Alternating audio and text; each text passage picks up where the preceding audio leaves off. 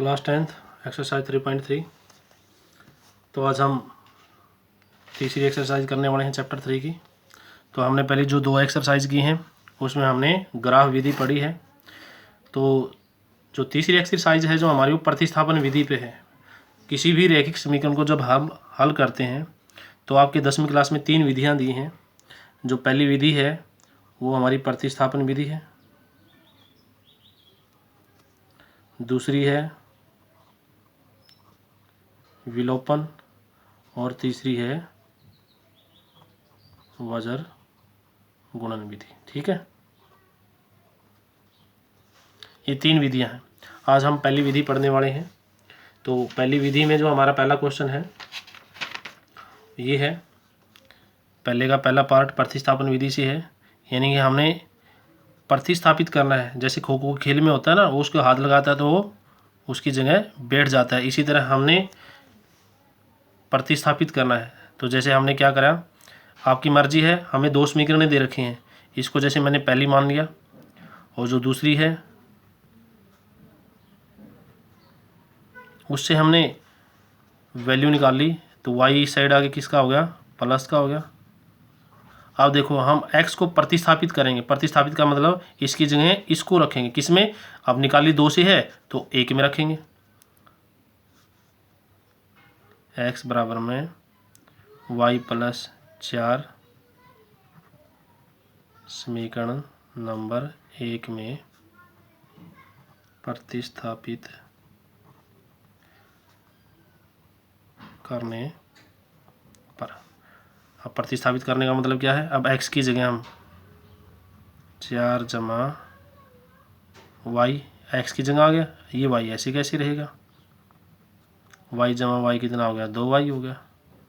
4 इस साइड आके घटा का हो गया, ये 10 हो गया, 2 गुणा का था तो भाग का हो गया, y 5 आ गया। y का मान समीकरण नंबर 2 में रखने पर, समीकरण नंबर 2 में रखने पर समीकरण नंबर 2 क्या थी हमारी, x 4। अब y की जगह क्या रखेंगे, 5, ये 9 आ गया। तो x हमारा 9 आ गया, y कितना आ गया, 5। ठीक है, अब इसी तरह हम इसका दूसरा पार्ट करते हैं। दूसरे पार्ट में क्या है, s - t 3 के बराबर दे रखे। अब देखो हम इस पहले से निकालते हैं, प्रतिस्थापित करते हैं। t साइड आगे क्या होगा, जमा का, ये समीकरण नंबर 1 होगी। दूसरी दे रखी है s/3 t/2 बराबर में 6। अब बटे है तो बटे ख़त्म करेंगे, इसके लिए हमने एलसीएम ले लिया।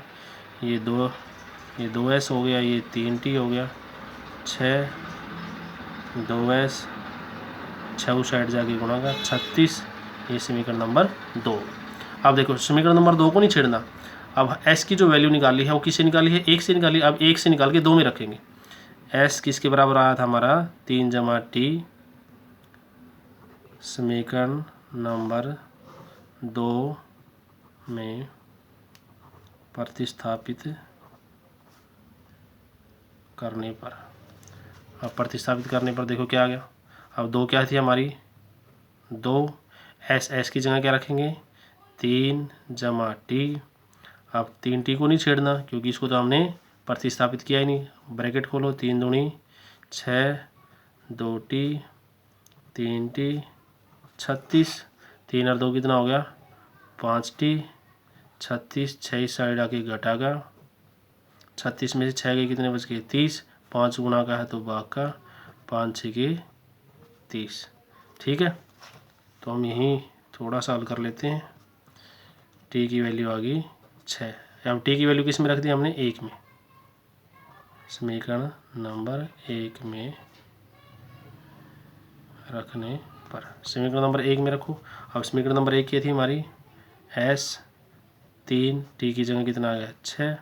तो s की वैल्यू कितनी आ गई, 9 और t की वैल्यू आ गई हमारी 6। ये हमारा हल हो गया। इसके पार्ट नंबर 3 में देखो, अब a1/a2 b1/b2 और c1/c2 करेंगे। तो देखो इसमें तीनों बराबर आएंगे तो इसके अनेक हल हैं, इसके अनेक हल हैं।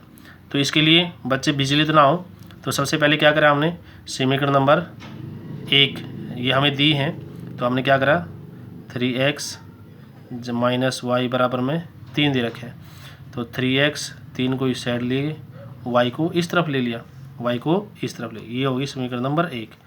और 9x 3y बराबर 9 ये समीकरण नंबर 2। तो 3x माइनस 3 बराबर y समीकरण नंबर 2 में प्रतिस्थापित करने पर, अब देखो 9x ऐसे कैसे 3, अब y की जगह क्या रखेंगे हम 3x माइनस 3 बराबर में 9, 9x ब्रैकेट खोलो 3 दिया 9 और माइनस माइनस प्लस 3 9, 9 में से 9 गई 0, 9 बराबर में 9। अब देखो इस समीकरण के क्या लिखोगे, अनेक हल हैं, ठीक है, क्या लिखोगे, समीकरण के अनेक हल हैं, अनेक हल हैं, x की कोई भी वैल्यू ले उसके लिए ये सत्य होगी, ठीक है, इतना ही लिखना। Thank you, have a nice day.